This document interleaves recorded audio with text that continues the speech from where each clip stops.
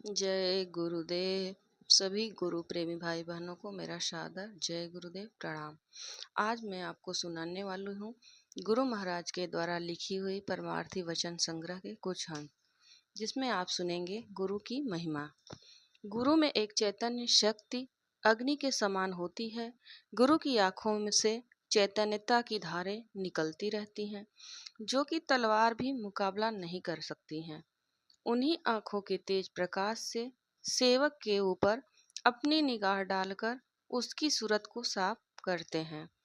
गुरु की दया के दो स्थान हैं, एक तो उनकी आंखें, दूसरा उनके चरण।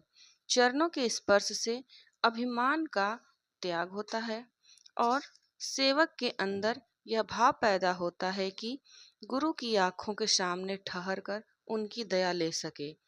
गुरु के पास पहुंचकर भी कुछ कानून उनकी दया के होते हैं, जिसके द्वारा दया प्राप्त होती है।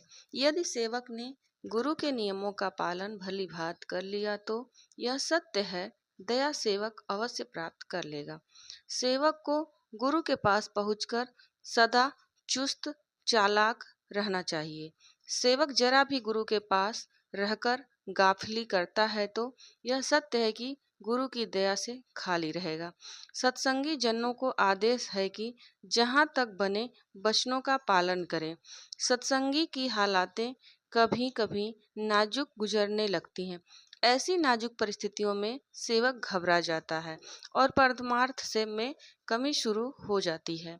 यह जरूर है कि कर्म अनुसार गुरु कुछ हालातों को पैदा इसलिए कर रहा है कि उनके कर्म कट जावें। पर सत्संगी जनों को यह सुनाया जाता है कि तुमने इतने दिन जो सत्संग सुना है उसका तुम्हें क्या असर हुआ है और उस तुमने परमार्थ के रास्ते में क्या करनी की है। कभी कभी सत्संगी जनों की परीक्षा संसारियों द्वारा कराई जाती है और उन्हीं के द्वारा कर्म काटने का प्रबंध किया जाता है। सत्संगी जनों को जो परमार्थ में हाथ धोकर लगे हैं, उन्हीं सत्संग के पूर्व के कर्मों पर ध्यान देना होगा और साथ ही जिस अवस्था में अब हैं उनको भी विचार करना होगा। सत्संगी जनों को तभी समझ में आ सकता है कि अपने कर्म पर विचार किया जाए। गुरु की महानता सदा से रही है और रहेगी। गुरु ने सत्संगी जनों को नेक पाक पवित्र बनाया है और जो उनकी शरण में आवेंगे उन्हें भी बनाता रहेगा। गुरु कभी नहीं चाहता कि सत्संगी जनों को कोई कष्ट हो। गुरु जैसा पवित्र है उसी तरह पवित्र सत्संगी जनों को करना चाहता है। सत्संगी जनों को उपदेश देकर सदा नाम कमाई में लगे रहना चाहिए, जहाँ तक हो सके, और जब मौका मिले साधन करते रहना चाहिए। साधक अपने अंदर एकता का भाव उसी वक्त प्रकट कर सकता है जबकि गुरु की आज्ञा का पालन करे।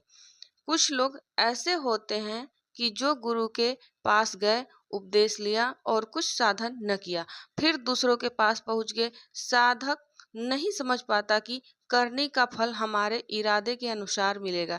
यदि हमारा इरादा सच्चा है और दृढ़ है और गुरु सच्चा मिल गया है तो चिंता की बात नहीं, जल्दी नहीं करना चाहिए और दूसरे के दरवाजे पर जाना और भीख मांगना उचित न होगा। शाही दर पर पहुंचकर इरादे के अनुसार भीख मिल जाती है। जो रास्ता गुरु ने साधक को दिया उसकी कमाई अर्थात साधन करना अति जरूरी है। साधन के द्वारा दया का फल प्रकट होता है। अगला है चेतावनी। सत्संगियों को यह दुनिया है, इसे अपने कर्मानुसार इन्हीं भोग योनियों में रहना है। उन्हीं नीच योनियों में जाने का कर्म करते हैं। अभी कहने का मान नहीं रहे हैं, आगे उन्हें पछताना होगा। साधन करने वाले प्रेमी जनों को आदेश दिया जाता है कि सदा सूरत के जगाने वाले स्थान में लगे रहें और दुनिया की कार्रवाई कम कर दें ताकि ज्यादा फसाव न होने पावे। अपना अमूल्य वक्त साधन में लगाकर शब्द मार्ग के साधन में लगे रहना। जीवन के अंत समय तक तुम अपना सच्चा मित्र शब्द को पकड़ लो। जीव अपनी सफलता से अपने आप को भूल चुका है। जब तक इसे गुरु सहारा न देगा तब तक जागना नहीं हो सकता है। अपने कर्म पर विश्वास नहीं करना चाहिए। कारण भी हो सकता है कि हम कर्म अपनी भूल से बुरे करते हों और हमारी सूरत बजाय पवित्र होने के गंदी होती चली जाती हो। गुरु हिदायत से प्रेमी को कर्म करना चाहिए। गुरु समझता है कि किस भाव से जीव कर्म करेगा तो उसका यहाँ फंसना यानी कर्म के में बंधन नहीं होगा। आगे आप सुनेंगे रचना रहस्य। कर्म रहस्य अति सूक्ष्म है, बहुत अधिक बारीक है, इसे समझना असंभव है। हाँ, महापुरुषों को यदि कृपा रही तो समझ सकता है। कर्मों के बस होकर जीव अनादि काल से नट की तरह नाच रहा है। कर्म और अकर्म। कर्म वासनाओं के आधार पर होते हैं। जैसी जिसकी वासनाएं हो वैसी ही कर्म अपनी इंद्रिय द्वारा करेगा और फिर उसका भोक्ता बनेगा। अकर्म आंखों के ऊपर है। यदि शरीर कर्म से छुटकारा पाना चाहते हो तो गुरु के पास पहुंचकर आंखों के ऊपर जो रास्ता सूरत के जगाने का है, जहां पर सूरत को होश दिलाया जाता है, उस अवस्था में पहुंचकर कर्म कट जाते हैं और सूरत अकर्म गति प्राप्त कर लेती है।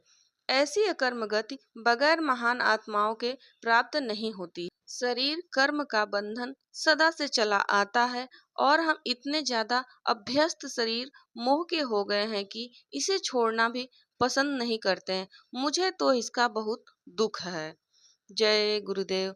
अगले भाग में मैं आपको सुनाऊंगी दुनिया के लोग। आप लोगों को अगर अच्छा लगे तो इसे लाइक करें, शेयर करें, कमेंट करें और गुरु महाराज के वचनों को आम जनमानस तक पहुंचाने का प्रयास करें।